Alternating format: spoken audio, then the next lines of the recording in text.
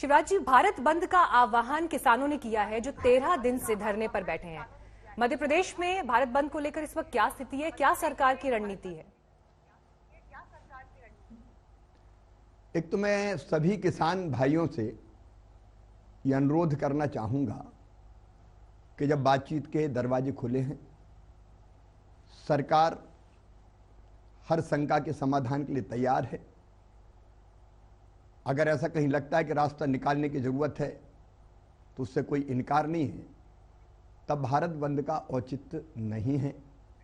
और इस भारत बंद की आड़ में कुछ राजनीतिक दल अपनी रोटियां सेकने में लग गए हैं और इसलिए भारत बंद का कोई औचित्य नहीं जब वार्ता के द्वार खुले हैं। खुले मन से सरकार बात कर रही है। जहां तक मध्य प्रदेश का सवाल है, मध्य प्रदेश में किसान तीनों किसान कानूनों के पक्ष में हैं, क्योंकि वो जानते हैं कि ये बड़े दूरगामी फैसले हैं।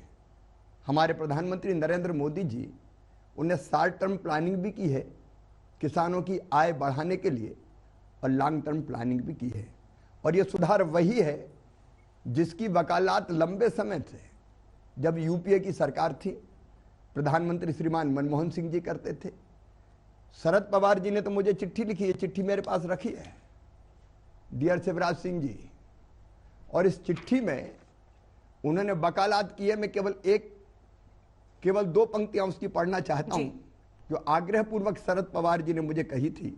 There is a need to amend the present APMC act on the lines of the model APMC act 2003 in order to encourage private sector investment in marketing, infrastructure and providing alternate competing marketing channels in the overall interest of the farmers, consumers and agricultural trade। अब ये शरद पवार जी की चिट्ठी है। UPA की chairperson थी सोनिया गांधी जी, श्रीमती सोनिया गांधी जी। प्रधानमंत्री जी थे श्रीमान मनमोहन सिंह जी, जो वकालत करते थे कि कृषि कानूनों में यह सुधार होना चाहिए। आज मैं सीधा सवाल सोनिया गांधी जी से करना चाहता हूं, उनको जवाब देना पड़ेगा।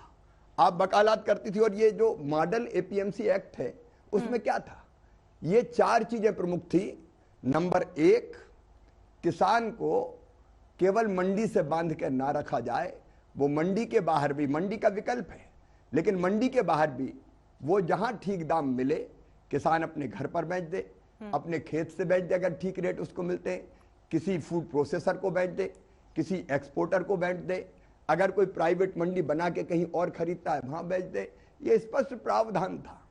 ये प्रावधान भी था कि अगर बोनी के समय उसको उचित मूल्य मिलते हैं और कमिटमेंट किसी से हो जाता है तो कॉन्ट्रैक्ट फार्मिंग में वो जा सकते हैं और वो अपने बोते समय दाम तय कर सकते हैं। अगर कीमत बहुत ज्यादा बढ़ गई तो उस कॉन्ट्रैक्ट से बाहर निकलने का अधिकार भी उनके पास है जी। और तीसरी चीज जो प्रमुख रूप से थी कि कितना व्यापारी खरीद सकता है, स्टॉक की लिमिट क्या हो। इस लिमिट पर कोई प्रतिबंध नहीं होना चाहिए, स्टॉक लिमिट तय नहीं होना चाहिए। अब जो चीज यूपीए के समय प्रधानमंत्री जी, सोनिया गांधी जी, शरद पवार जी सबके सब कह रहे थे, वही चीजें कही गई है। और इसके बाद एकदम यू टर्न कांग्रेस का। ये पाखंड नहीं है क्या? ये बेईमानी नहीं है क्या? ये धोखा नहीं है क्या? ये किसानों के नाम पर राजनीतिक रोटियां सेकने की कोशिश नहीं है क्या?